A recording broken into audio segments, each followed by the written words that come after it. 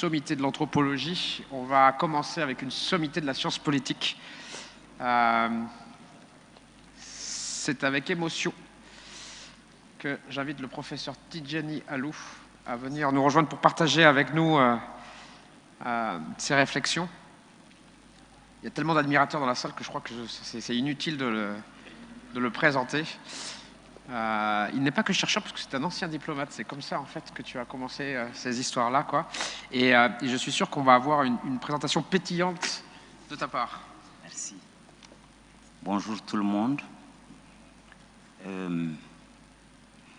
Je considère que ma communication va prolonger, ou en tout cas sera de la même thématique que celle qui a été présentée par le professeur Amadou Bourema tout à l'heure, qui nous a fait part d'un programme de recherche en cours avec des universités de la sous-région.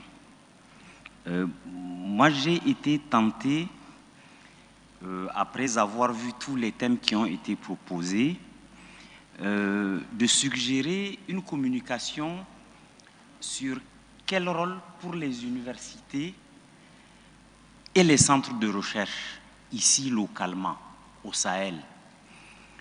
Vous allez voir, je ne vais pas reprendre ce qu'il a dit, mais je pense que la contribution va compléter valablement ses propos. Peut-être qu'il faut partir d'un constat selon lequel les chercheurs font l'objet de beaucoup de sollicitations, le plus souvent de la part des experts qui arrivent dans nos pays. Ils font des sollicitations pour des nouveaux sujets qu'ils ne connaissent pas nécessairement. Parce que je considère que pour les chercheurs ici, pour nos universités, la problématique du terrorisme est totalement absente de nos recherches, ou tout au moins c'est une nouvelle thématique qui apparaît. Il faut relever ici la faible connexion qui existe entre les universités et les administrations qui relèvent des questions de paix et de sécurité.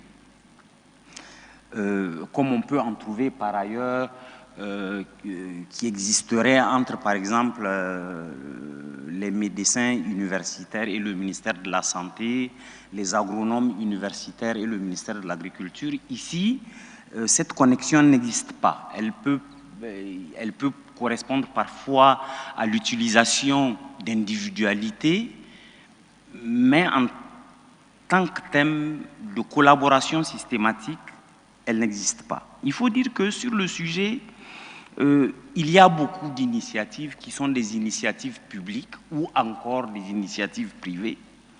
Il faut relever leur faible niveau de cohérence. Elles existent, mais elles ne se connaissent pas et il n'existe pas de cadre cohérent qui gère la quantité de connaissances qui se produit. Pour aller plus loin dans ces initiatives, je voudrais traiter de deux types d'initiatives. La première initiative concerne le renforcement des capacités endogènes en matière de paix et de sécurité. Ce renforcement de capacités endogènes nous met directement en contact avec les formations diplômantes qu'offrent nos universités sur ces questions et également, je dirais, les stages de perfectionnement qui sont offerts ça et là pour les cadres. Et je relèverai enfin la mise en place dans la plupart des pays des centres d'études stratégiques. Ces formations diplômantes prennent forme le plus souvent dans des masters qui, au fond, se concentrent sur ces sujets nouveaux pour nos universités, qui accueillent une diversité de publics. Ces publics, c'est autant des militaires et des civils, des professionnels et des étudiants. Toujours est-il que ce sont des cohortes de 30 à 50 personnes qui sont formées chaque année sur ces questions. Les stages de perfectionnement sont probablement beaucoup plus importants et touchent une panoplie de publics très variés qui vont des diplomates au cadre militaire Et enfin, la mise en place des centres stratégiques, qui est nouvelle, mais qui creuse une place certaine dans les espaces de réflexion dans notre sous-région. Au-delà de ce renforcement des capacités endogènes en matière de paix et de sécurité, je relèverai la recherche. La recherche dans la matière se développe de plus en plus. Je signalerai que, par exemple, dans notre université, on a une vingtaine de thèses de doctorat qui sont en cours sur ces sujets qui intègrent le terrorisme. Je ne cite que cela, mais le gros sujet qui se pose, c'est que ce sont peut-être des sujets qui ne sont pas nécessairement connectés avec les préoccupations en termes de production de savoir qui existent dans les milieux politiques et professionnels. Le sujet est ouvert. Il faut aussi souligner la multitude de programmes de recherche qui ont été enclenchés depuis une dizaine d'années sur ces sujets et qui se sont traduits par l'écriture de livres et d'articles. Se pose, et je terminerai par là, bien entendu, la question du dialogue avec le savoir. Le plus souvent, est-ce que ce savoir qui est produit dans le cadre de programmes de recherche ou de thèses de doctorat sont vraiment utiles à ceux qui agissent dans l'urgence tous les jours? Est-ce que ce sont des savoirs qui sont consommables directement par ceux qui sont sur le terrain et qui font face à des problèmes concrets? Il est certain que ce sont des difficultés que l'on a vues déjà sur d'autres types de sujets où la recherche s'invite ou est invitée.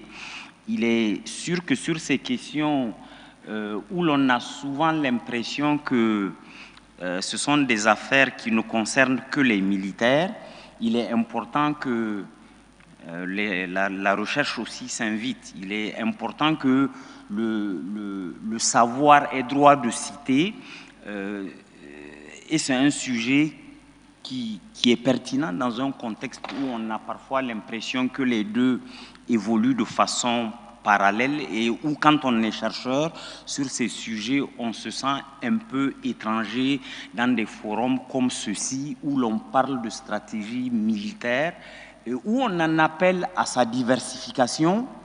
On pense que le moment est peut-être venu pour que ce dialogue soit plus systématique, pour qu'il y ait des informations mutuelles, pour que cette volonté de renforcement de capacités endogènes dans les pays du Sahel soit de toutes les façons une réalité de plus en plus importante et que cette recherche ait droit de citer dans ces problèmes qui se posent à nos sociétés. Je vous remercie.